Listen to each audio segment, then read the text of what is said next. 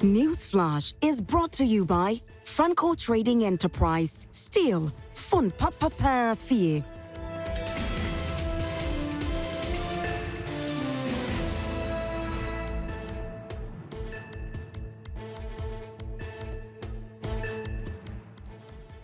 Thanks for staying with us here on Prime Morning, and good morning to you if you just joined us here on the show. This is Newsflash.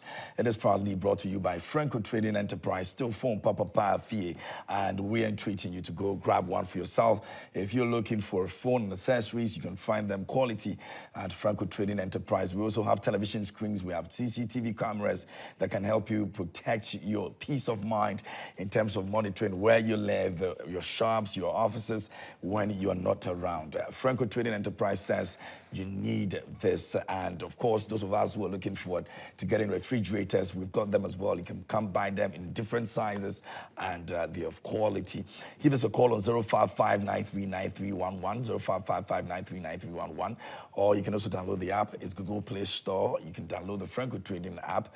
Our website is www.francotrading.com, and you can reach us over there as well. The branches where you can get it, the items, all of that you can find on our website and also on the app. Now, don't forget, do not pick any number on social media to do business with us. Call the numbers that we give to you here on this very show, and you can ask us anything you want to ask. And of course, they have a branch at Abraka that can actually help you do some delivery if you're buying from there. I recently bought something from there, a fridge, and it was delivered. And trust me, the customer service is top notch. And so do well and grab yourself Franco Trading Enterprise. Still phone Papa Fee. And this morning, they're helping us with this conversation here on Prime Morning. Now we're going to get into our issues, our major issues, like I said earlier. But before that, we'll look at the front pages of the various newspapers and what they're reporting. And then I introduce my guests in the studio. Our major issue we're looking at is the NDC Manifesto. Throughout the week, we've been taking time to scrutinize it and ask questions about what they intend to do when voted into office. Today, we're looking at resetting the economy, what exactly they mean by that and how they intend to achieve that, knowing very well that we currently are surviving on an ailing economy. We're going to be looking at that conversation. Please do well and send your messages to us. Let us know what you think. Our WhatsApp line is active. You can also go on Facebook. We're streaming live on Facebook. All right, so let me get into the newspapers, and I've got Daily Graphic here. It says, boosting regional security, we must unite to fight terrorism.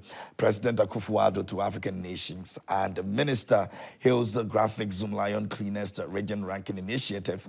Yoko wins 4 audit agency excellence awards. That's also captured on the front page of Daily Graphic. At the back page, it says, Bagre Dam spillage, farmland submerged by floods in North, and also graphics set for free health screening at Adabraka. That's the Daily Graphic this morning.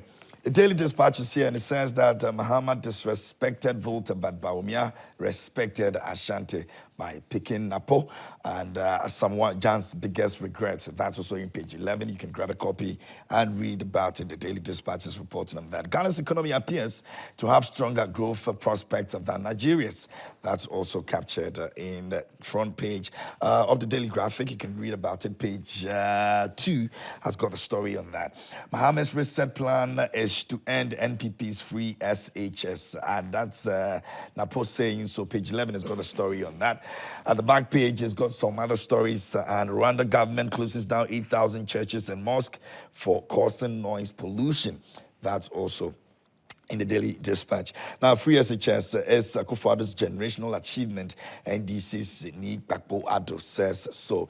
The Daily Dispatch this morning. Now, the New Republic is also reporting on some issues and says alarm blows over Bawumia's gold for oil cartel.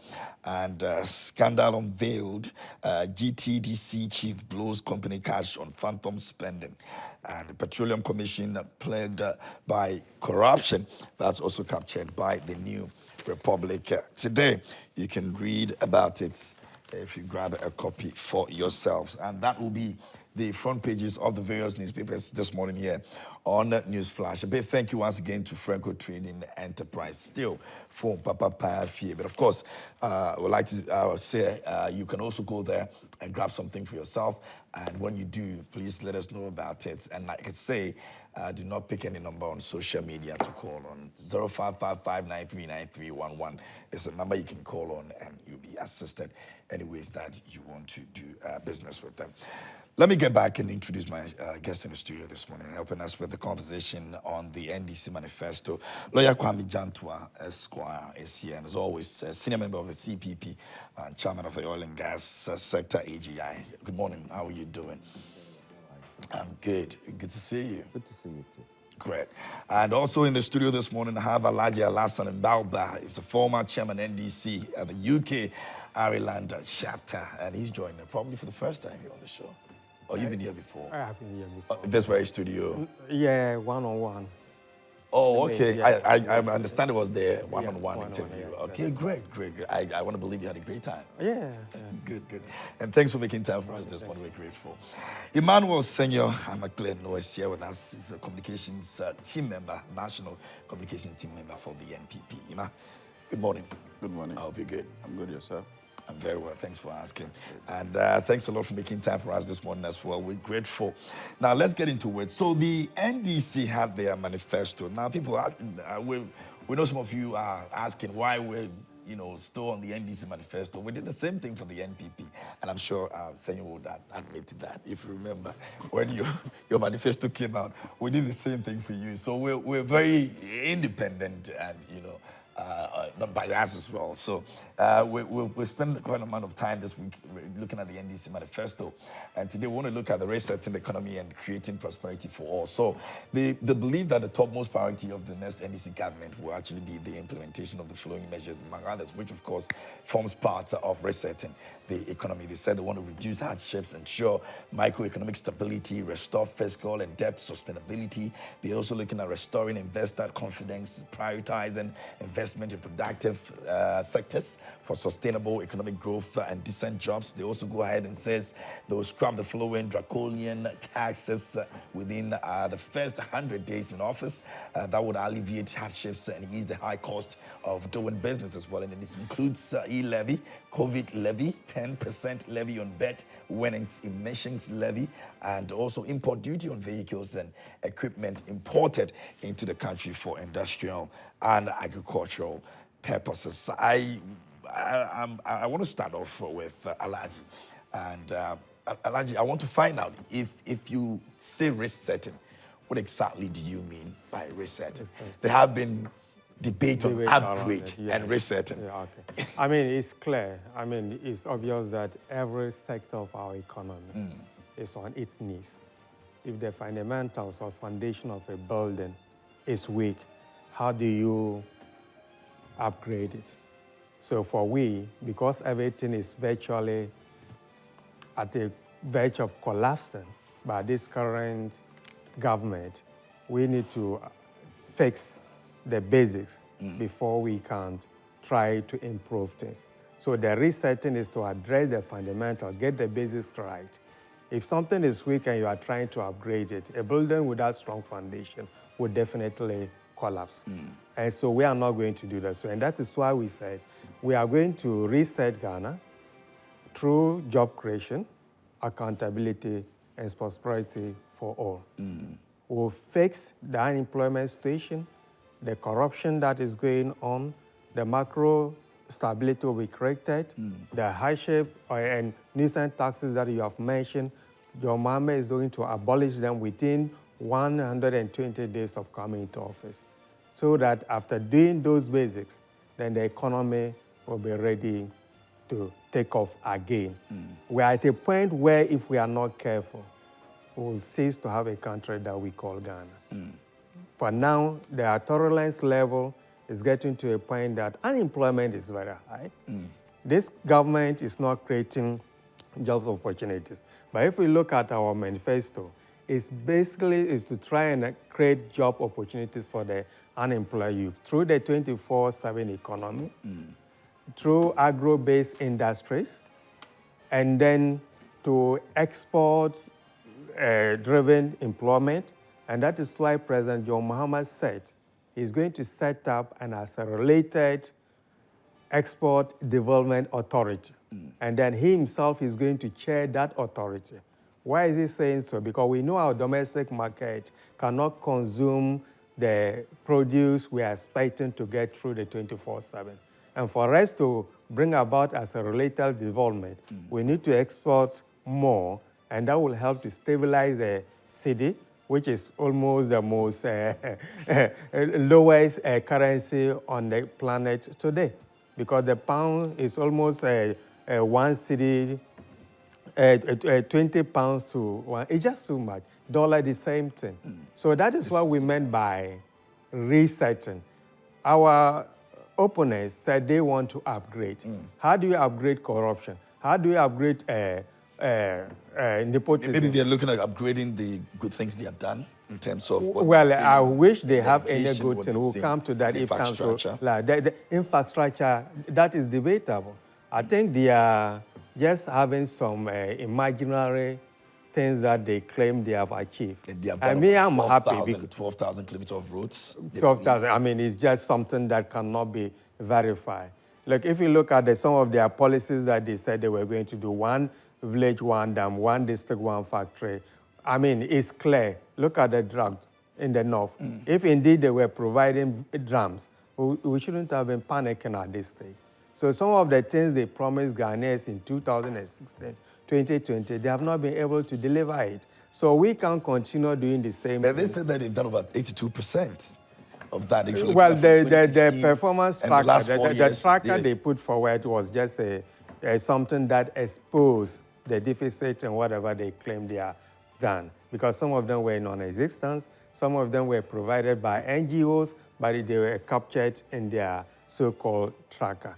So for the good people of Ghana, they have simple choice to make, because they are going to be confronted with well-costed, achievable, fully baked manifesto promises against half-baked, utopian, and unrealistic MPP manifesto promises. I mean, they shouldn't be promising. Where we are now today, if I'm MPP, I will just come and do the performance indicators. For the past 8 years, this is what we have achieved. This is where we want to take the country to. But they can't do that because there's nothing for them to account to Ghanaians for. They have received revenue, tax revenue, more than any government in the history of our country, yet they can't show any tangible achievement for that. Okay, I'm going to come back to you, and then maybe we'll take a few of the things that you've mentioned, that the president has mentioned in your manifesto, that you'll be taking them away. But let me get to Senyo. Senyo. KMJ, good morning. Good morning. And then good morning to your cherished viewers, and good morning to my senior brothers as well. Good morning. I think that I listened to Alaji very well. And for me, I think that Alaji coming from the diaspora would have helped us to actually distinguish between what it takes to reset and what it takes to upgrade. Unfortunately, he tries to meander his way by focusing on It wasn't impressive enough. Focusing on what his reset means. But I think that ordinarily, anybody who understands what reset and upgrading means, I ask myself, what is the NDC telling us? What are they coming to reset? If by default I find myself in an environment where I think that things are not as I'm expecting, I am not okay with this, the best thing to do is to move from one state to the other. Now, yesterday I heard of let me cite an example. Yesterday I heard of ECG doing some maintenance work within the northern sector. Now, this has to do with their metering system. In the course of this maintenance they are doing, they are not resetting the process. They were actually upgrading the system. It tells you that the current metering system they have, there is no need for them to go back to factory resetting and start from ground one, but instead they need to start by way of upgrading from the current system to a higher version that would help them. Of course, the NDC has been trumpeting that resetting the economy. But I have a series of questions to ask Alhaji and the NDC, including the former president. Is the NDC telling us that we need to reset and have the manual system of our, medical or health service delivery as far as our health sector is concerned? Those days, if you go to the hospital, you would have to be taken through this folder writing. They have to write your folder and all of that.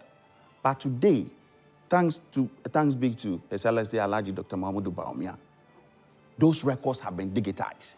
If I'm moving from hospital A to hospital B, I don't need to go there and they have to now carry their folders. The folder for you or no folder? All they need to go is to go into the system and be able to identify that, hey, I'm coming from hospital B. It means that our hospitals has been digitized.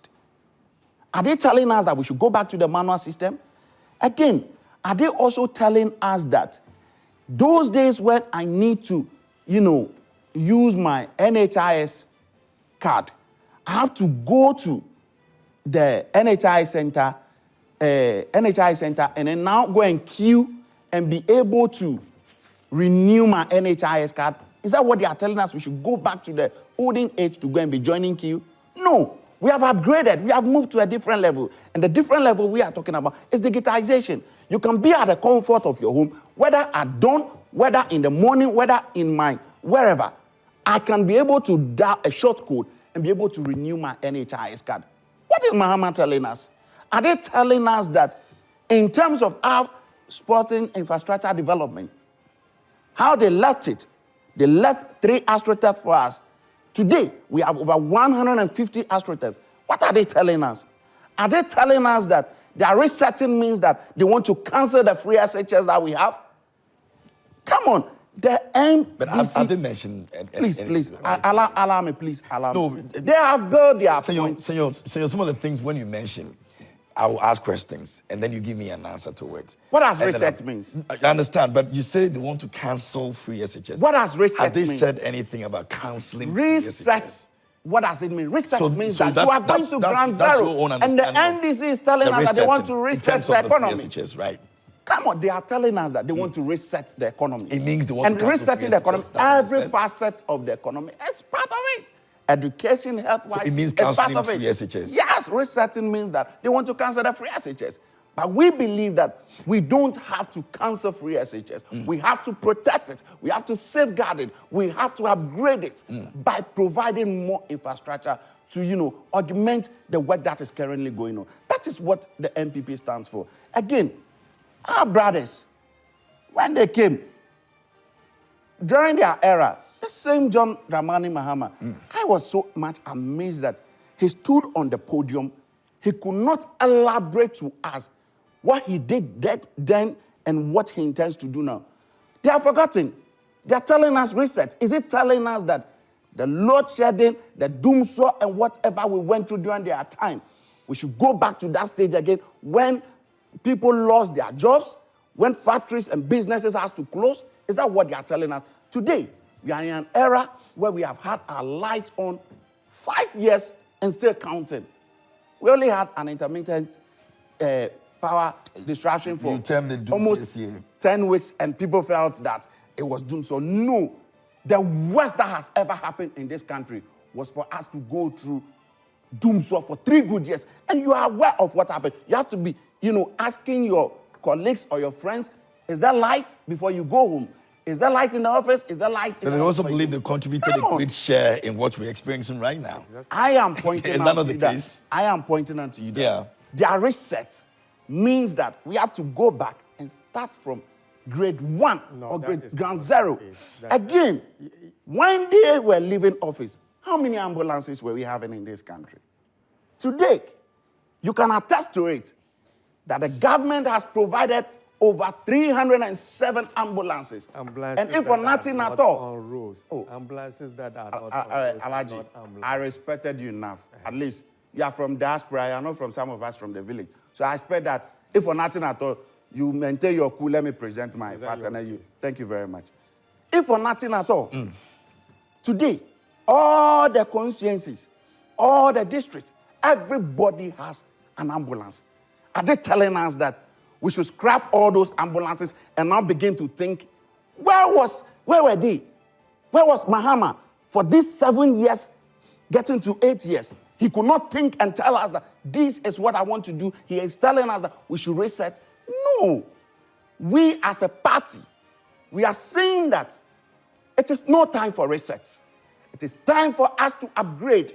It is time for us to move from Grant 7 to Grant 8, whereby we will digitize the economy and provide 1 million jobs in terms of digital skills to the youth.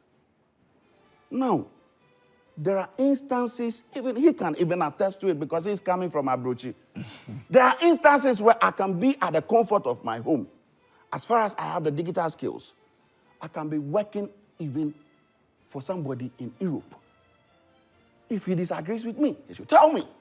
Is he telling us that upgrading to that level is not important? They are coming from the top there, and always everybody envies what they do. And digitization has become the major source of livelihood these days. Again, we are saying that in upgrading the economy, we need to motivate our nurses and our teachers. How do we motivate them? We can motivate them by ensuring that if for nothing at all, you want to get your own vehicle, which is within 1,800 cubic centimeters, the government will provide an incentive for you. If you don't want this, what else do you want?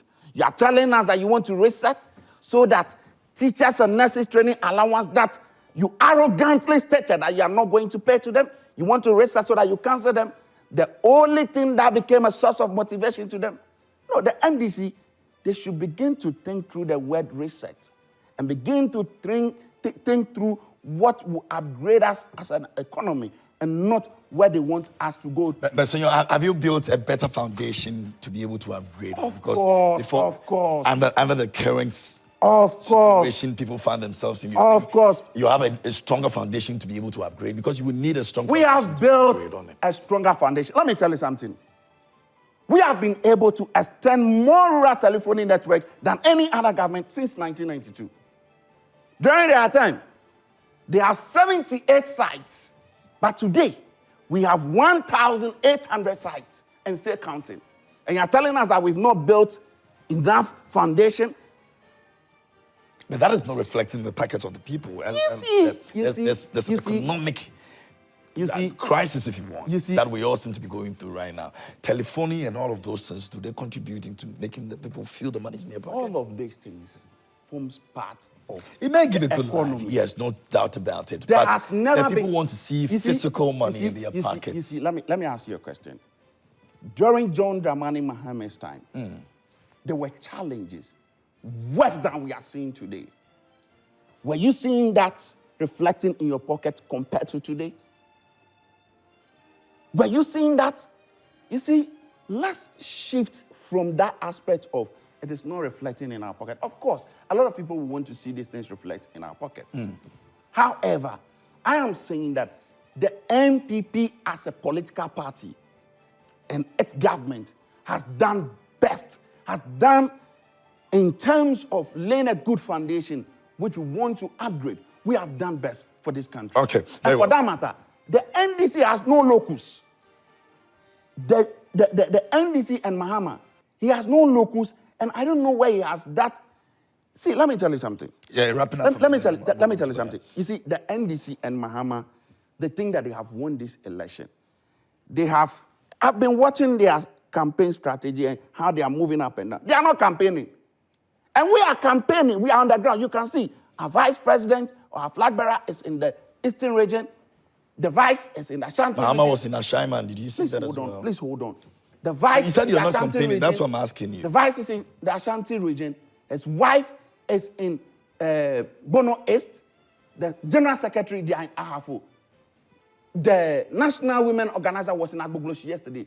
Where are their party leaders? Where is John Mahama? If he goes to campaign for 3 days and he called himself, I don't know what is actually happening. Okay. All they come to do is to tell us that we are winning this election. See, we are not deterred by the kind of tantrums they throw to us. We are focused. We are resolute. And we will ensure that the mandate of the people that will be given to the NPP comes 7 December, nobody, and I mean nobody, not even the youth leader of the NDC, that will stand on platform and be calling for whatever to be to Okay, do. It all won't right. happen. Let me get to lawyer. Lawyer Kwame.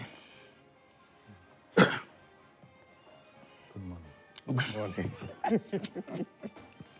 Good morning. Good morning. Senyor's fire this morning. Good morning. Good morning to our viewers. It's your first time talking about the NDC Manifesto on this show? On this show. Yeah. Okay.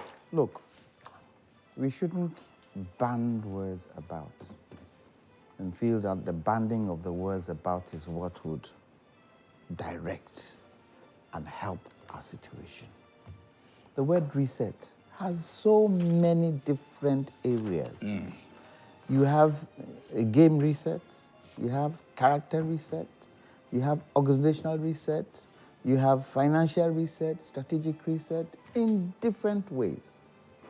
What I can put this word reset to, as we discuss it, is political reset. What does that mean? Realigning the policies or governance structures. But my litmus test, and that litmus test should be for everyone, is the Ghanaian happy? Is the Ghanaian happy with their current situation? The commanding heights of the economy, whose hands is it in? Is it in the hands of Ghanaians or is it in the hands of foreigners? The Ghanaian living in Ghana today, will they say they can afford 3 square meals a day? The Ghanaian living in Ghana today, will they say they can afford rent, they can afford transportation, they can afford the taxes, they can take their family out for a good dinner? Can they say that? So everything has got to do whether Ghanaians are satisfied, period. Now remember, there is something called perpetual secession in politics and even in our constitution, where any government that takes over continues what the last government has done. So this thing about, we are best, we are this, where does that sit? You've come, you've done your bit. If Ghanaians are happy with what you've done, what will they do? They'll vote you back in. If Ghanaians aren't happy with what you've done, they would kick you out. It's simple. Look, one thing that is missing in our manifestos is why. So, the question I would have liked to see, why is there poverty? What is causing the poverty?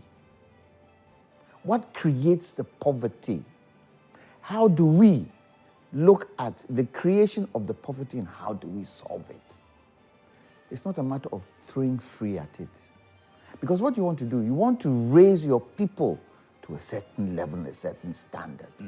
If your people continue to linger in poverty, languish in poverty all the time, any government that comes, the people are poor.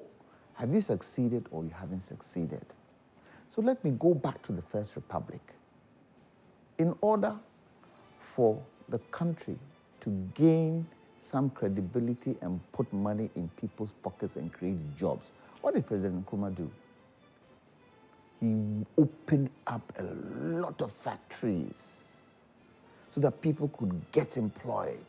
And even in his time, we were bringing other people from West Africa to help with the jobs.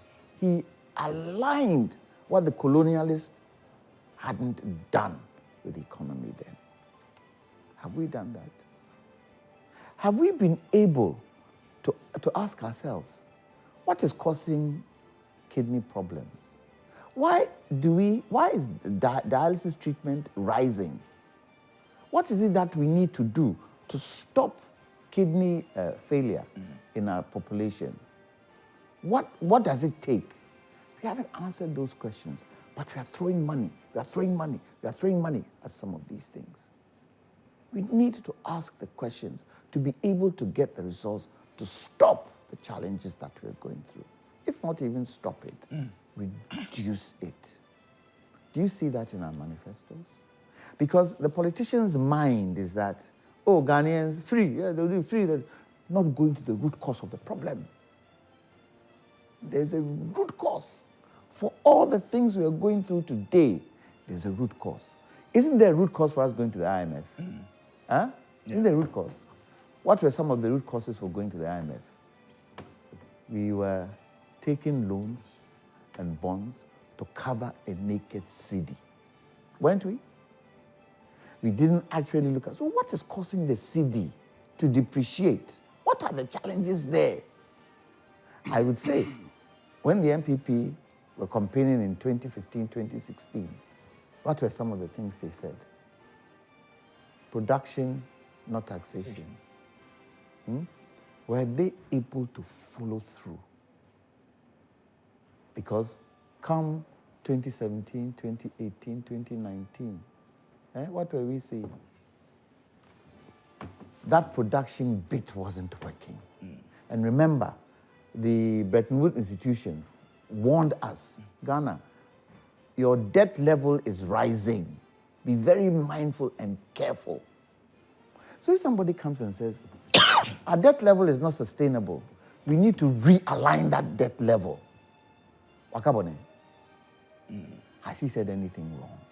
I don't think so. Because where we stand today as a country, as I always say, we are at the edge of the cliff. It will take just somebody to blow, then we are down into the ravine. We can't afford that to happen. So the reset and the upgrades will not all help? The what? The reset and the upgrade, in your opinion, you think will not? It depends on how it's done. Look, from both sides. Look, John Mahama's 24-hour economy is predicated on certain things that need to be done for it to work. It's predicated on the energy sector. It's predicated on the depreciation of the cedi. It's predicated on the exchange rate. It's predicated on the transport system. It's predicated on security. It's predicated on good roads. But let me say here, policies that come up, from the word go, it might not hold ground. But as it's running, people now begin to understand it better. People now begin to see what it takes for it to work. Once upon a time, before President Rawlings's, curfew, Ghana was sweet. Nightlife. You go to cinemas, you go to the theaters, you go to discos, people were out at night, petrol garages were open. Then the curfew came in. 10 solid years killed all of that. And we need to get to a point where we get that back. So it's achievable. Because today, if we have a mindset to do it, why not? Look, one thing I don't understand, and one thing I feel should be done, we should stop this bantering as political parties. We should stop this bantering. We should get to a point where we are saying to ourselves, we need to build a nation together. How do we build this nation together? What are some of the things we need to look at to build this nation together? If we need to build a nation together, we have only one country called Ghana. Then let's all sit and see those areas where all of us can come together and have one mind and say, this is the way forward, and then follow it. So, the agri-sector, the energy sector, the housing sector, health, education. So, the president is said to have done free SHS, although he's not the original inventor of free SHS, but in his era, he's brought it. I expected him as leader in this his last term, in order to make sure that we continue free SHS. He sits around with the powers that be. Sits around with John Mahama, sits around with President Kufuor, sits around with CSOs, sits around with chiefs, and say to them, look, education is key in whatever we do. It's key. We need that natural human resource. So let's all agree. How do we move forward? This is what I have said. This is what I've put in place. How do we move forward from here? Bring your idea, bring your idea, bring your idea, bring your idea. Once it is agreed, let's put it to the people to see whether it works. And if it does, you set it in stone, and then we all start following. I believe where we are today, we need the better part of 10 years to get this country back to where it is. It is not a question of bantering. It's not a question of bantering. Because when you look at the Auditor General's report, every time we put money in something, there's a problem. There's a problem. Every time we put money in something, there is a problem. Is that not an important thing that we need to look at? Should we not say, this thing that we do, Auditor General comes and there are always problems. Let's try and sort it, but we need to sort it together as a nation. You see, that is where, when you do this kind of thing, you bring the people along. And you've got to bring the people along. Unfortunately, with this government, they haven't been able to bring the people along. It's been in clusters of their own, and it hasn't helped us. Let's think outside the box. Don't let us narrow our mind and say, oh, MPP, NDC. No. Let's stop that kind of thing, because it is not helping the nation called Ghana. Okay. And the media has a huge role to play. The media should be the one who are testing some of these things that are coming in by the politicians. Put them on their heels. Do the research. Question them on the areas you feel won't work for the country. And it is the country, not the political party. Unfortunately, over the years in this Fourth Republic, political parties have come before country. And because political parties have come before country, the country is just like a yo-yo, jumping. We need to move away from that. And I'll end by saying, if you do anything, don't you have a plan for your life? Yeah. If you do anything and you don't have a plan, and you rely on plans that come and go every 4 years, do you think you have a strong economy? No. You won't. So let's look at this national development plan. And let's all come together and say, we need to do this. It is important for us to do. So we've had a series of development plans. Let's take all and let's see the good in these plans, and let's put it together and let's all follow. There you begin to see the change that we are looking for. That has always been the call, and but has it happened? Yeah, we've not been able to see it progress in any way. No, not at all. But I just want to wait for a day like that where we'll have that national plan. I'm but sure you can push it. The media can push it. There's been a lot of engagement. The youth can push it. Yeah, but the thing is, are the political parties ready for this? Well, it would take one political leader to make that decision that I want to look at the constitution and say, you know what, we have to have a national plan that would affect 986 pages of constitutional review is sitting there. Exactly the point. And when you read that document, you can see some of the changes we need in the constitution. Yeah. Are we doing it? That's the point. And it is the banter. It is, we are better than you. That is creating this kind of thing, not to help the Ghanaian. And the politician today is interested in what helps them. Because you see, one of the challenges we have in this country is personal interest. If we are able to stop the personal interest, and we need a leader who will say, hey, you are going into the forest area to mine. Today, you're out. You are doing this that is against the law. You're out. If we need a leader who can put his foot down, irrespective of his political party, probably we will start to change. Let me end by saying, I don't agree with this tax cut on betting. I don't agree with it. Because you see, one thing about betting is that it's addictive.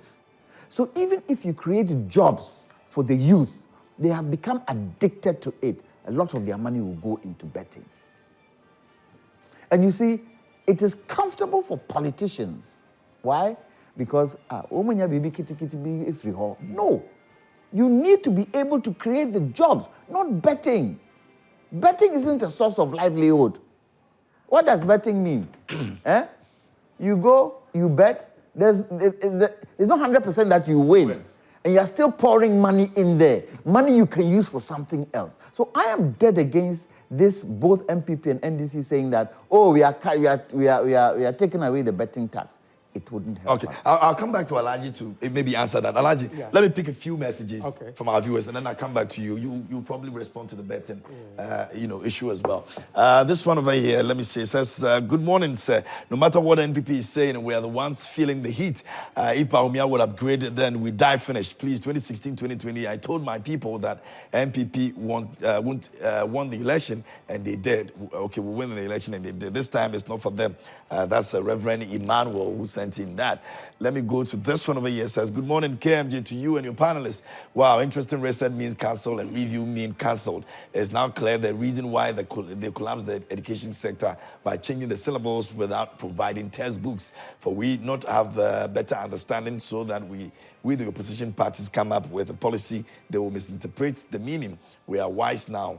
They wouldn't be able to do this forever again. I hit off from Akatse South, sent in that. This one says, good morning, KMJ. Please tell Senor we the Pandai people are not having the ambulance that he is talking about. Now parties pickups have turned to be our ambulance in Pandai. That's risky. Maro sending in that one. Okay, let me go to this one over here. Okay, there you go.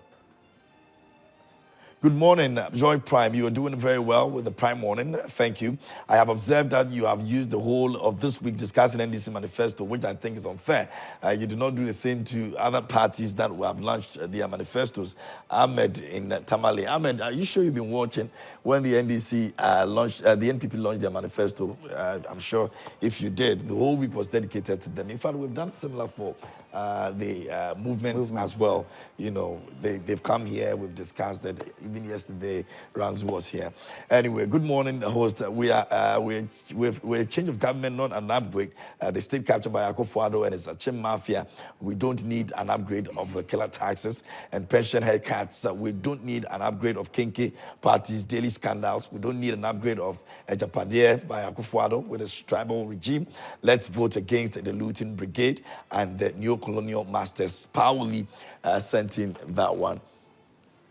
This one says that, good morning, smart-looking KMJ. Thank you. Why to the NPP? Review and resetting means cancellation. Can they teach your children that way? If NPP communicators can't understand this simple English word, Ghanaians have understood. We all know that NPP economy is different from the Ghanaian economy. Enough of their self-aggrandizement. I don't bet at all, but my question is, why did the government accept the betting companies to operate in the country? Yeah. All right, so that's the question he's asking. This one writes a very long one. My name is Chiani Kake from Etimetim in the Upper West Achim constituency in the Eastern region. When the NPP said upgrading, they mean more hardship, more like a hike in fuel price, more meddling in the upcoming election than 2020, more corruption, more thievery, more pilfering, more family and friends government, more embezzlement, more unnecessary taxes, and more hike in food commodity price. Okay, so he says another one. That's Emmanuel. It says Dramani Mahama must come. All right, let me go to this one. It says the NPP has nothing to rely on. Everything is about digitalization. My regards to Mbalba, my hero from Boko Secondary, Haruna Adams, sent in that. You probably know him. Yeah, maybe. Oh, okay, great. This one over here says, and it's coming from the Nakuya Muabuating Ablikuma Central. It says, Dr. Baumia is breaking the AIDS. Good morning, KMT. John Mahama has abandoned his one Zongo, one maturity policy. Ghanaians should say no to the incompetent Mahama. He's a big-time liar. Vote Dr. Baumia. Baumia means business. Anyway, regards to Ambassador Michael Quay. All right, there you go. Let me go here. Good morning, Joy Prime. Our politicians don't have the heart to build the country, but are only interested in building themselves. It's sad. That's to be Bagladza in whole sentence that. Good morning, KMJ. The NPP's digitalization is not the way for Ghanaian youth at this moment. 24-hour economy is the way. Digitalization is a liability because it only takes away money from our pockets through buying of smartphones and data, whilst 24-hour economy is an asset because it brings jobs to the youth and put money in the pockets. No economic student will choose spending money to making money. Anytime the NPP explains that digitalization, you will see that it is not linked to job creation, but money spending, which is used, can sit in your house to do A and B with your smartphone as if they have given us some smartphones and data. Master Rahman inside Tuna Saula, Tuna Kalba sent in that. Let me go to this one. Good morning to lawyer Jan Tua. The NPP communicators and the officials are the only people enjoying in this country. That is why the NPP communicator is defending his daily bread. Kubila inside Tamale sent in that one.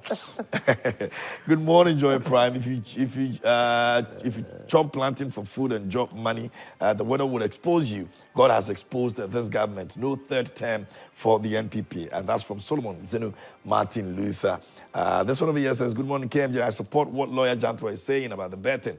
It should be cancelled. Islam and Christianity does not support betting. Okay, a bit of the biblical point of view there.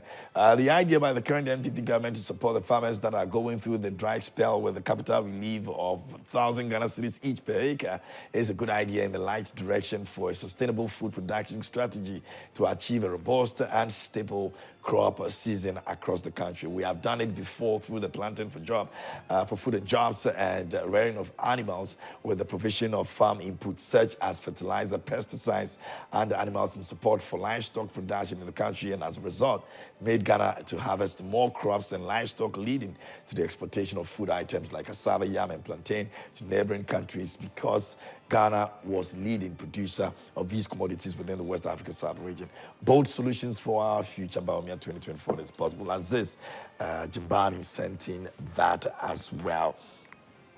I'll do a couple and then we'll come back to studio. Now, good morning to you. For Ghana to achieve a better tomorrow, the government must focus on cutting down costs and relocating resources to areas that will drive development and economic growth. As it stands, a significant portion of the government's budget is spent on salaries for government employees, leaving little room for investment in job creation and support for small-scale businesses. Aaron Babakuku Commissar sent in that. Mensa Majid is from Bechem, Toronto, and it says government inability to fulfill its promises has become glaring, and now they are desperately scrambling for votes. This political gimmick by Akufo-Addo and Baumia using the Tema motorway expansion to deceive some Ghanaians for votes will not succeed. Any attempt to undertake such critical project, at least at the last minute, is nothing but a cost-90 job and effort in futility. The people of Ghana deserve better than empty promises and last-minute stunts. Vote John Mahama for brighter future and reset Ghana into economic growth and stability. This one over here says, hello, bros, KMJ. Let's talk true. CPP, Lawyer Kwame, you didn't present our lovely future winning team. CPP as the one everyone around need to be. CPP chair. Dagun Ruba and Nima sent in that one. Well, they're still waiting to make him the president, the flag bearer before they come out. So you probably will wait for a long time. Under the Nana and Baumia government, Ghanaians are politically disappointed, financially depleted, humanly humiliated, economically unproductive, industrially disenfranchised, and are officially tired of this administration. Enough of the looting and sharing. Ghana undoubtedly needs a reset and not an upgrade. In fact, JDM will have a lot to investigate and prosecute when he resumes office in 2025. Daniel Akaliok from Santima.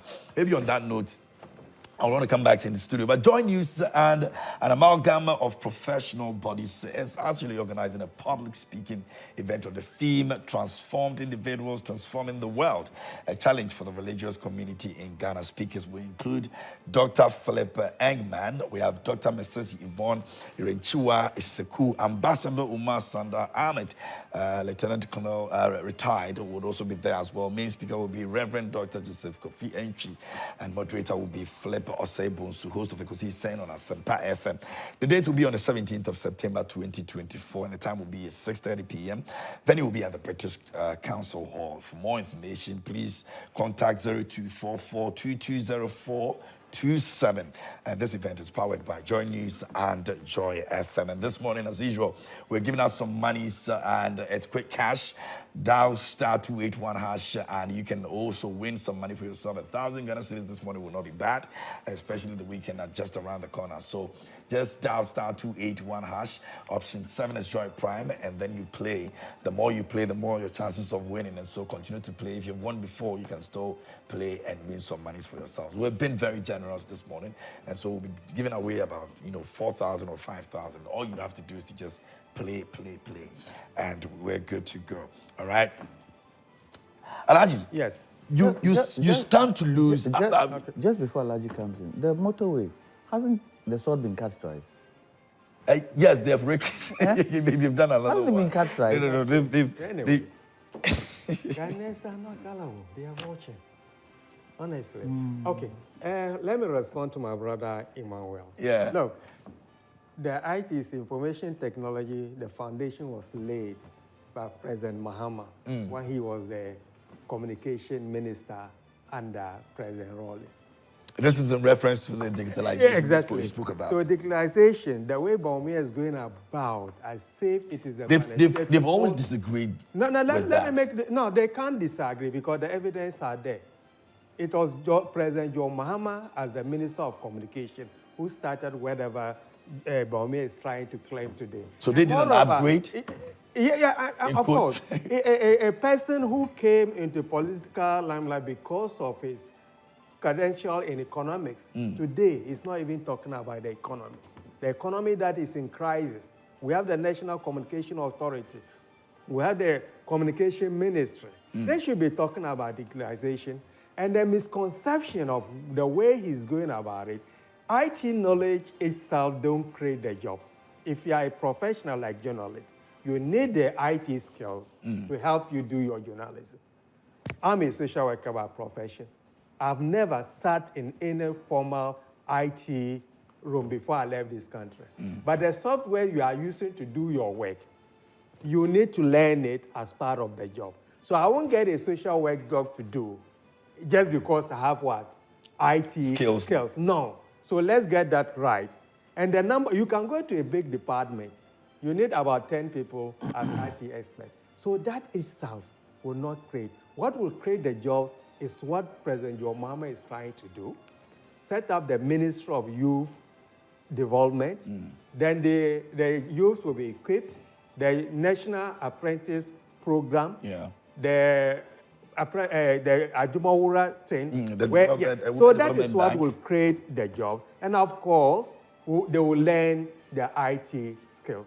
If you are a financial expert, you won't get any job to work in an investment bank abroad because you have digital skills. You need to have the financial expertise, and that will complement you or help you to get the job. So after the digitalization, the less Baumia stop talking about it, the better, and allow the ministries or the government department that have the constitutional mandate to handle those things to be talking about it. But because he has run out of ideas when it comes to our economy, so he has to seek refuge in digitalization, and yet the economy is suffering. Now, back to your free HSS. It is our brainchild. It is in the 92 Constitution. CPP started it during Nkrumah's time. Your group, though that time there wasn't MPP, you boycotted the consultative assembly that drafted the 92 Constitution. So all what we're saying, progressive, basic, universal education. And that is why John Mahama said, we need to review it. Review doesn't mean cancellation. And my brother Kwame hit it on the nail. We need stakeholder, national conversation about the future of education in this country. And President Mahama made it clear when he takes over on the 7th January 2025, inshallah, he's going to set up a national dialogue to look at some of these issues of education and even the economy. Sanche is clear and the mills. So if we are saying we are going to bring stakeholders together to see where we can move forward, we have evidence to back it. A national dialogue that would involve the NPP? We will invite them. And the You think that is possible? No, and the President Mills, and the President Mills, want to have a national dialogue. And the we'll bring other President parties Mills, on board. invited them. Are you comfortable with that? Of course, we need to put the country first. Of course, there are some good aspects about them, so we are not going to leave them. And they are major stakeholders. So if we are going to set up that dialogue, we'll definitely... It's not a political talk? No, it's not a political talk. I mean, we are ready for evidence. a nationalistic... Sanche, Mills time, they were invited. I think it was senior elder Kwame Penny who went there. They were criticizing him. But he has gone above a partisan politics. So if President Mahama is saying he's going to set up national dialogue to address some of our challenges, we have every right to believe him because he has done it before. But we have somebody who is seeking to be our next president, telling us that if he finishes solving all the problems today, what will he be doing if he's re-elected? And that is the self-centeredness my brother is talking about. It's about them.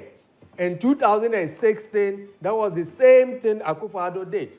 I remember he went to US and told them, oh, as far as the National Health Insurance scheme is concerned, he has all the solution to the problem, but he's not going to say it. And his driver mate is repeating the same thing. Ghanaians are suffering today. We don't have to endure that suffering just because you want to squeeze us and become president. We are not gullible. We are not going to retain them. Another MPP term is third term for Akufo-Addo. And people are fed up with them. Look, opinion polls are very important. Just look at the comments. So if we go around saying we are winning, it's not just our might, but Ghanaians are fed up with you. If you want to go by the polls alone, shows that MPP is gone. They will lose. And then back to my brother with regards to the betting. I totally agree with him.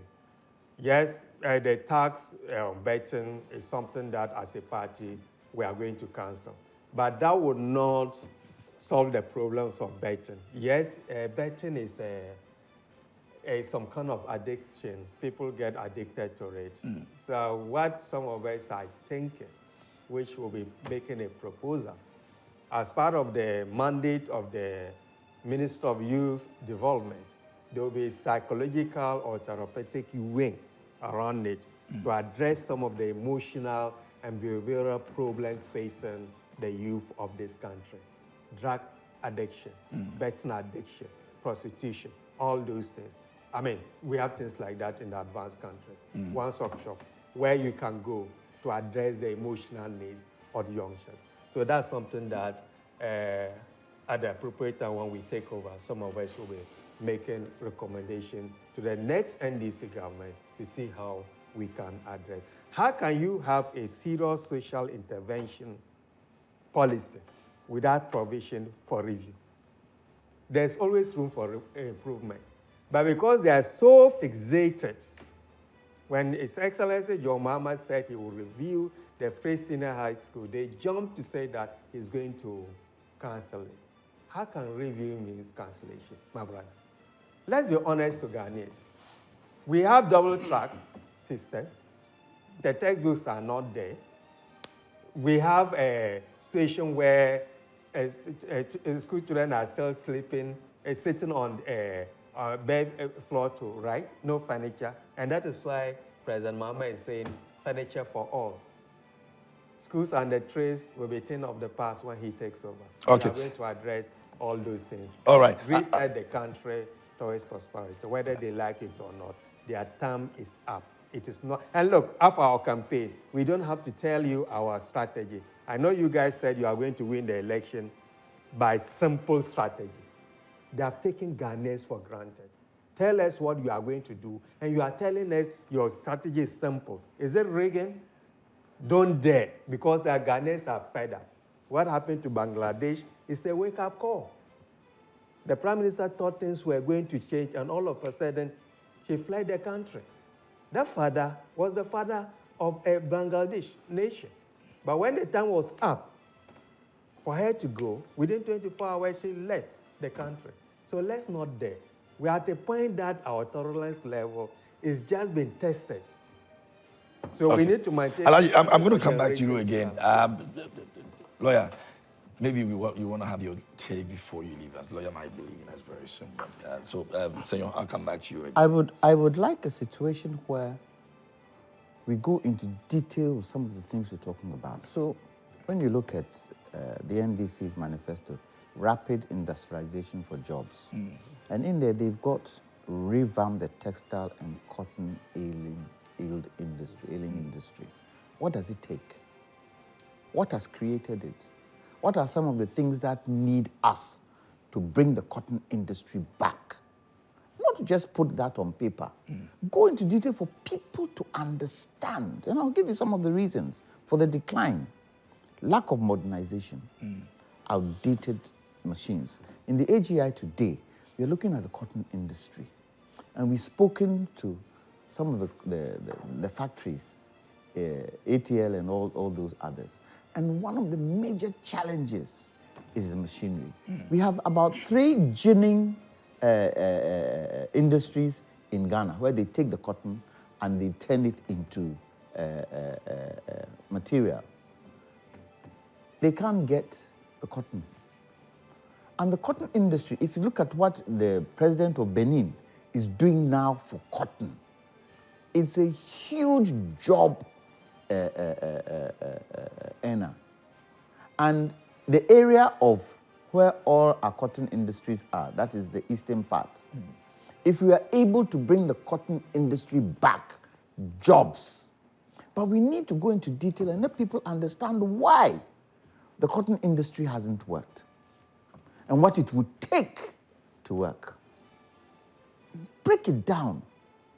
Break it down to the barest minimum for people to understand what it means if you say you're coming to do industrialization.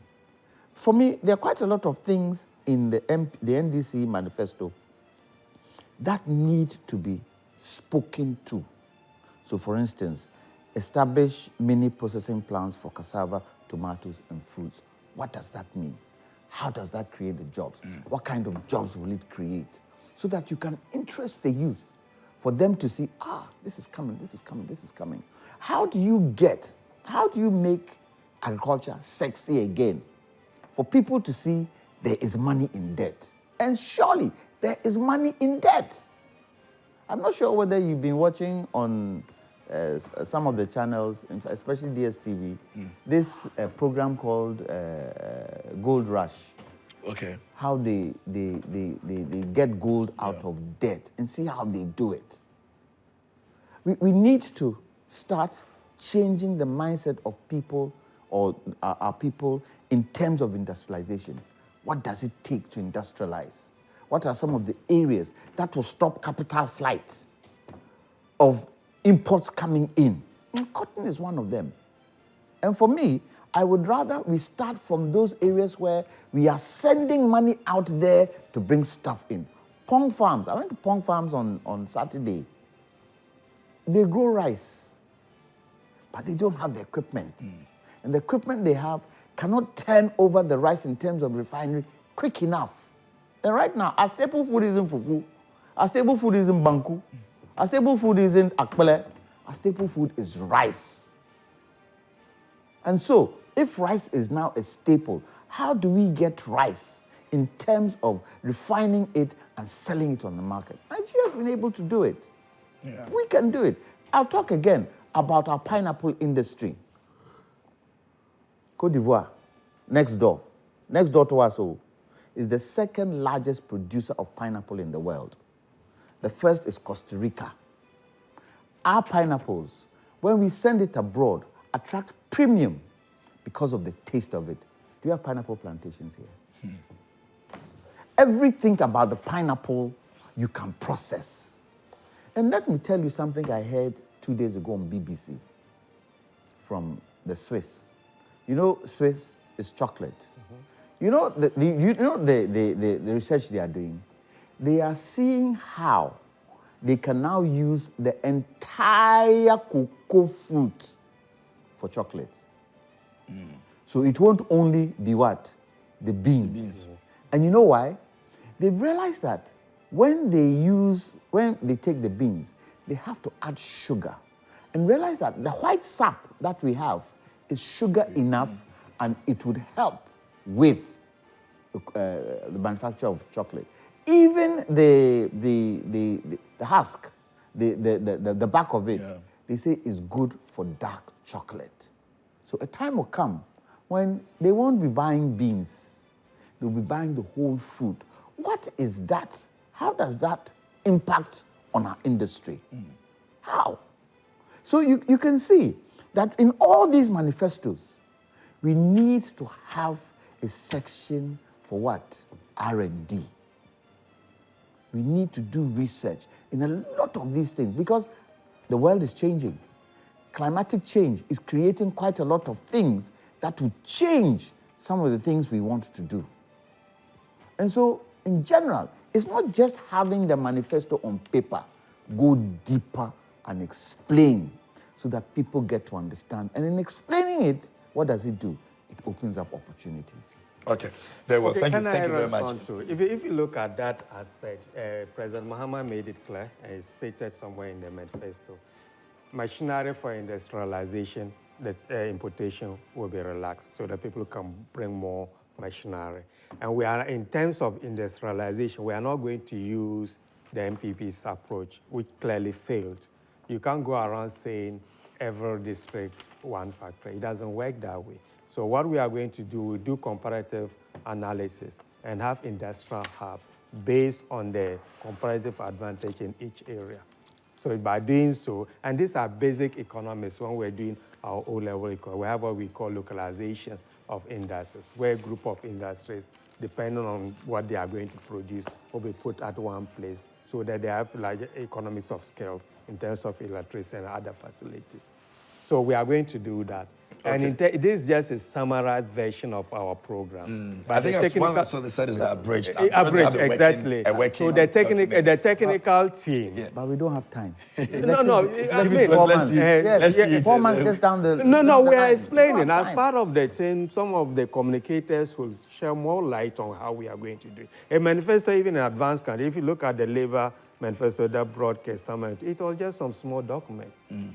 6 thematic areas. And that gave them, I mean, as part of that campaign, they were explaining. So for me, a larger document like this one with their elephant-sized manifesto team, we didn't even do that. So, but we have technical men that work behind the scene. We didn't even mention our manifesto team. We didn't announce like they did. But they produced a very well-researched with expertise behind providing the information. So, my brother Kwame, definitely we are going to go around the country, making our case, trying to share more light on some of these broader policies, and inshallah, Ghanaians will buy into that manifesto and reject this empty manifesto. All right, Lawyer will be leaving us. He's got other engagements, but we'll like to say thank you to him for taking time for us this morning. Really appreciate it. Thank you so much. Let me go to Senor, but I'll come back to you. No problem. Your government will stand a chance of losing 7.7 billion if you decide to cut some of the taxes that you intend to cut. I don't know how you're going to be doing that with an economy like this. I'll come back to you, so just think about it for me. Senor, let me have your take on all that we've said. Well, thank you very much, KMJ. I listened to Alhaji when he was making his submission, but let me respond to some of the things he said. I'm a bit scandalized this morning that Alhaji is telling everybody watching this show that the former president actually is the brainchild behind free SHS and also started digitalization. I want to ask him, for the benefit of doubt, for those of us who are still learning, he should tell the public what, at least if for nothing at all, just 2 policies as far as digitalization is concerned, 2 policies under His Excellency, the former president, that he introduced. Just 2 of them. That is all I want him to tell the whole public now. Now, I want him to understand that digitalization drive became a household name under His Excellency, Dr. Alhaji Mahmoud Bawumia. And today, across the globe, he has been identified not just as a VIP, but a VIP that is thinking on his toes, a VIP that has been recognized as a digitized vice president. And inshallah, come 7th May, he will be recognized and voted for as the digitized president of the Republic of Ghana. Now, let me take you quickly through some of the digitized things that he did. We were formerly locating areas by saying that, oh, if you want to go to Joy FM, you say that, go to that, you can locate the Joy FM through that cocoa cellar and the things. Today, I will not plot on my map that cocoa cellar or use my map to tell somebody that, oh, when you locate the cocoa cellar, no, I'll just plot Joy FM. The map will take me straight forward to Joy FM. What is it telling us? That John Mahama started digitalization? When today, I am at the comfort of my home. I don't want to go to the bank to go and queue, but I'm able to transfer money from my mobile money to my account or from my account to my mobile money, and it's telling me that John Mahama started this. Today, at the comfort of my home, I can renew my driving license. Today, at the comfort of my home, I can be able to renew my NHIS card. Today, at the comfort of my home, I can be able to identify my land documents. And you sit here on a national television and you want to lie to everybody listening to us that, Mahama, I am daring him to just name two policies. Just two policies that Mahama started. Because everybody is watching us. They will tell us and they will agree with you that His Excellency, Dr. Alhaji Mahmoud Bawumia, in fact, when we talk about digitalization, you cannot take it away from him. It is actually embedded as part of his body. Everywhere he passed, digitalization, digitalization. Now, again, so as somebody who is you object totally. I object totally to that the idea that now, the former president started. Again, as somebody who is coming from the diaspora, I heard him say that IT skills don't create job. No, then please repeat that statement so that then what did you say? Then what did you say? What I'm saying, IT skills these days is a complement to your professional skills. No. We can play back. You can play back. And what I'm saying, the jobs that IT creates is not now, in abundance like when it first came. You can go to a full department. You have only 2 IT floor workers helping with people having problems with their system. But in my area of practice, social, we need more of them. But if you don't have the IT skills, you can't get the social work to do. They may need 20 social workers for a full team, but they may need maybe part-time IT staff. So what I'm trying to say, let's create the jobs in other areas and complement it with the digitalization to make our youngsters more employable. And I went further to say, the kind of jobs Bawumia is dreaming about, people sitting and working, fine, you can do that. But if you are going to work in an investment bank, they are not just going to, your chances of getting a job will be better if you have some finance background and then you have the IT. So that is what I said. No. You have interjected because of what I said. So just hold on. Alhaji, let him. I am not surprised that he's trying to explain himself and redefine what he said. That is the position of the NDC. That is how they have always been. Because the same NDC months ago told us that His Excellency Dr. Alhaji Mahmoud Bawumia was just making political, points because he's saying that PWDs will be given free tertiary education. The same people said that Agenda 111 was too ambitious. Then later on they have rebranded our complete Agenda 111. It's the same thing he's doing. And I'm daring that let's play back. He said IT skills don't create jobs. And I am surprised that you're coming from a country like Ireland, a diaspora country like Ireland, that you sit here as a former chairman of the NDC, you are telling us that IT skills don't create jobs. Please, don't sit on this show. I think it had to but what I want you to understand, it's a compliment. What I want you to understand is that we as a party believe that IT skills can create jobs. For that reason, we are going to train 1 million youths in IT to create jobs for them. So please, don't go on that tangent. Again, he said that what? Bawumia has run out of ideas. Really? You sit here and tell us that Bawumia has run out of ideas? Because it's not addressing the economy. At least, which was one of the reasons. At least if Bawumia has run out of ideas, it's better than your sleeping former presidents who for 7 to 8 years, he slept taking taxpayers' money and has not been able to produce any solution until His Excellency Dr. Alhaji Mahmoud Bawumia gave us over 70 bold solutions. He should tell me, proud to that, what single policy date Mahama produced. He never mentioned a single policy. You're sleeping, former president, and you are telling me that. You are telling me that. You are telling me that Bawumia has run out of ideas. He has run out of ideas here today. You and your former president, you are able to locate Jimmy, when you are on your trip to campaign, you are able to Google it and be able to access that. Today, you and your executives, you are able to, renew your DVLA or whatever licenses. Please. Bawumia is the most impressive, is the most intelligent, is the most smartest vice president Ghana has ever had. You can't compare the former president to Bawumia when it comes to the performance of him as far as his vice presidential position is concerned. You can't compare. It is a no-go area. Something for Ghanaians again, you sit here and again, you see, this is where you expose yourselves as a party. You sit here again and you make an assertion that Free SHS is a brainchild of their party. When we all know in this country, you campaigned vehemently. You went to the court to even stop Free SHS. Who went to the court?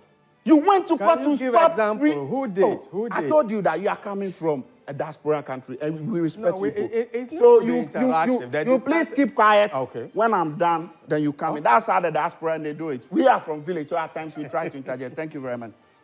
So I'm saying that the Free SHS policy, it is not the brainchild policy of the NDC. That one, everybody knows it for a fact. 2008, when His Excellency Akufo-Addo brought this policy, he went through the process of becoming a president. NDC said, no, it is not possible. It can't be implemented. We can't spend this amount of money on Free SHS.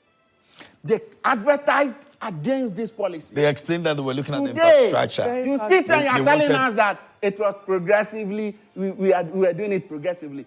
Meanwhile, your flag bearer meets the press.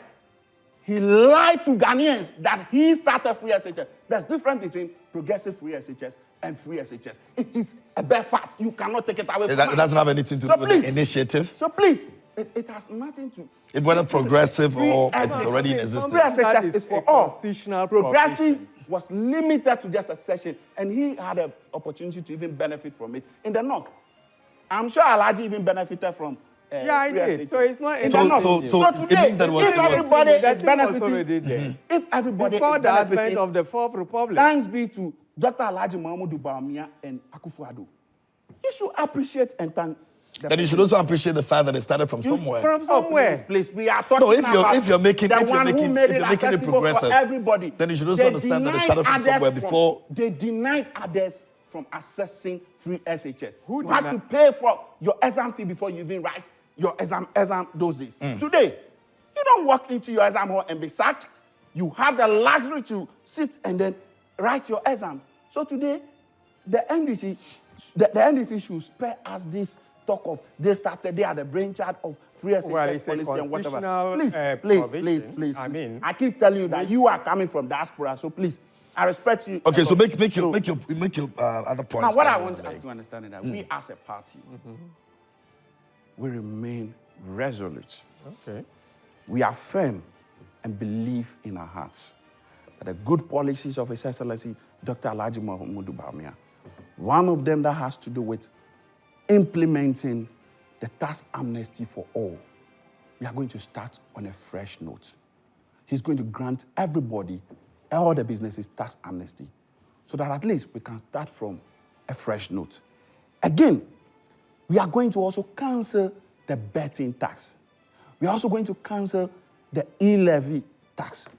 Of course, the vice president, and together with our government, we are listening government. Of course, these things were introduced as a result of, a pandemic or so a the situation. COVID tax will be cancelled as well. When we get there, we'll cross it. For now, I'm speaking to what... So you're mentioning e-levy. We are saying that we'll cancel the e-levy. And then which one we'll again? cancel betting tax. Emission tax will still remain. Please stick to what No, I'm just telling. asking. Please stick to So what I'm it's telling. just a yes I am or no, mentioning senor. something to you, so you take what I say and then So probably. if I also mention and it's not the case, you say no, and then you move on. Well, I have not said that. I am saying what I have to. So you just have to pick what I'm saying.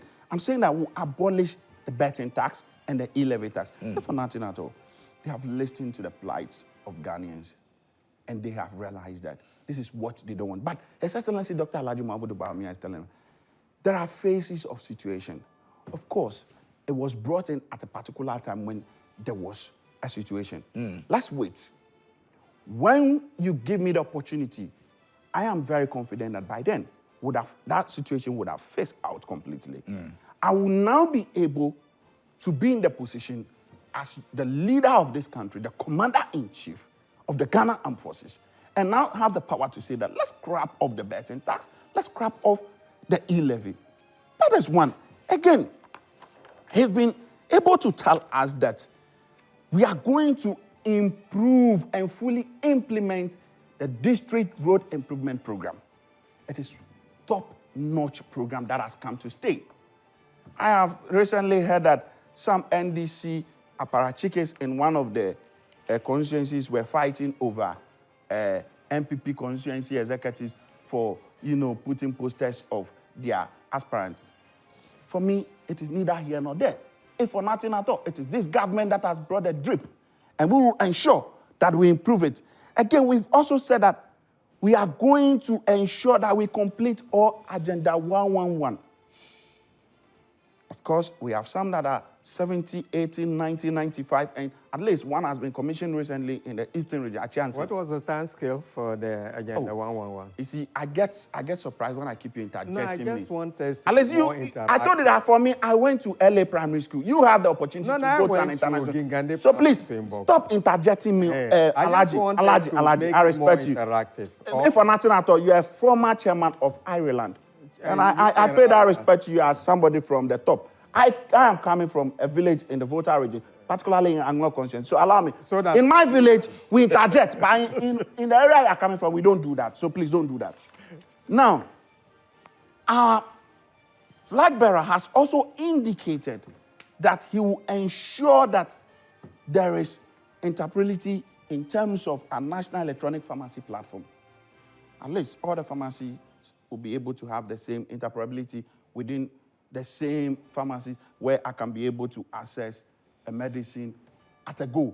When I Google that I need a certain pharmacy, they should give me options of pharmacies that are having such, medicines and tell me which of them prices, which of them offers the lowest or the cheapest price. That is what we are offering to the good people of Ghana. Again, we are also saying that the teachers needs to be incentivized. They will also be benefiting from the same thing that the nurses are benefiting from. That is the 1,800 cubic centimeters in terms of the vehicles they are buying. If it falls within that, you'll be given an incentive. And we have monies for all of these. Oh, come on. When we get there, we'll cross it. Okay. I believe that His Excellency Dr. Alhaji Mahmoud Bawumia, he is somebody who is very smart. He thinks, he's a problem solver, he's a result-oriented gentleman.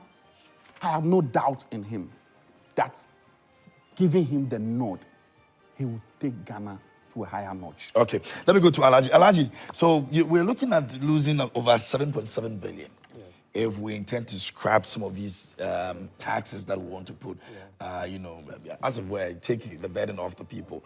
How do we compromise on, making people's life better and facing such a loss? Of course, unlike our opponents, we have costed whatever tax abolition schemes that President Mahama will be introducing. Definitely under the 24/7 economy, we expect the economy to expand and the tax revenue will increase to compensate those taxes that will be canceled. We are going to form the most efficient and lean government in the history of the Fourth Republic. 60 ministers, maximum. There will be savings from that. And don't forget about the Aura, where Operation Retrieve all looted money, of appointees of President Akufo-Addo Bawumia-led government. We can't quantify it yet, but if you look at their lifestyles and the corruption through the Public Accounts Committee, there's going to be a windfall for the good people of Ghana. We have costed it. You are talking about taxation amnesty. We have seen it. You know how to promise, but you don't do the costing to see how you can provide some of these things. So what I'm trying to say, but as a government, a party that has been in opposition for 8 years, when we take over, our finance team will have access to the books, the financial books, I mean. And in that case, we'll be able to give an informed. It happened in the UK recently when the Labour Party were campaigning. They made a lot of things. But when they took over, the Chancellor of Exchequer, the Finance Minister, within a week came out, what they have inherited is more than what they were expecting. There was over 20 billion black hole in the public finances. So because of that, they have to make certain adjustment. But as an interim measure, the savings that we are going to do through forming a lean government, expanding the export base, which the President John Mahama will chair the Accelerated Export Development Authority. Resources will be diverted into the agri sector, pharmaceutical sector, which he has done it before. He's talking about a declaration of pharmacy. When you don't have the drugs, where will the people get the drugs to buy? But what John Mahama did when he was the president was to give some financial support to the pharmaceutical industries. They came and they collapsed. And that is what we meant by resetting, because if the foundation is not there, you can introduce whatever IT you have, people will still not get the basic drugs to buy. Now, back to his question of what has President Manda done as far as declaration is concerned.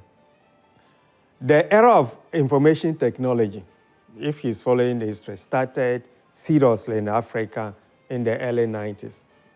Before we returned to constitutional rule in 1992, if my memory serves me right, we didn't have the Minister of Communication.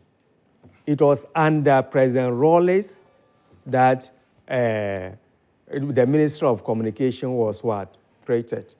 And you are talking about upgrade. Now, what is the name of that ministry?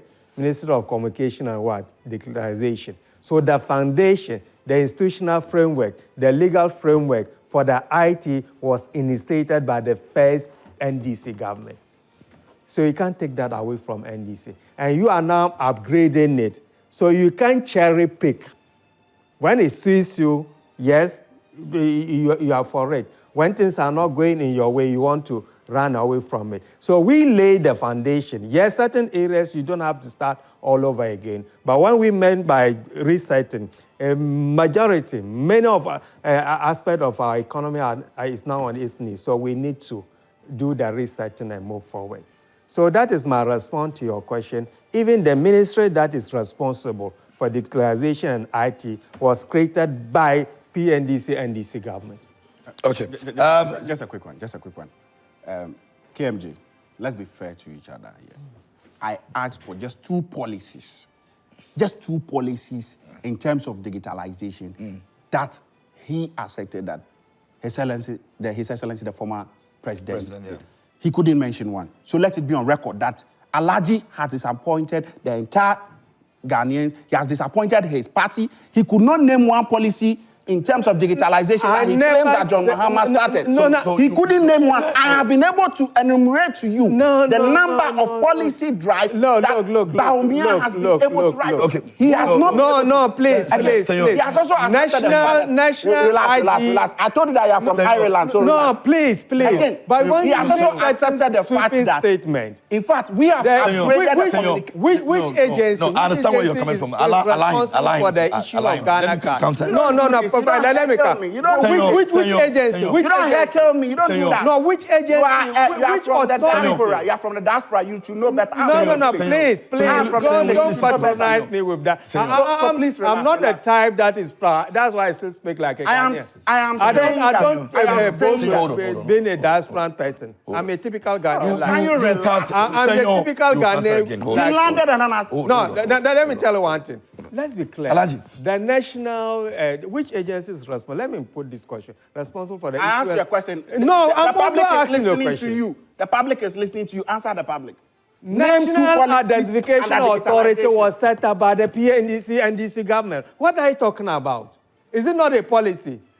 We started the Ghana ID card. I'm sure you will add another one to it. So I mean, so what are you talking about? Identification Authority. What's that authority was set up? And that is a policy? But what do you mean? If you don't have an agency... People are listening to you, What is a policy? What is a policy? No, I'm coming. People are listening to you. I have been able to enumerate what you policy? Digitalization policies that His Excellency Bawumia has brought into the system. And I'm telling you the foundation. You mean under the digitalization policy? What are the things that Mahama brought on board? Okay, You should name two. Look, we are laying the infrastructure, and I've just mentioned to even the... So you are laying infrastructure. Of course, and you claim you are upgrading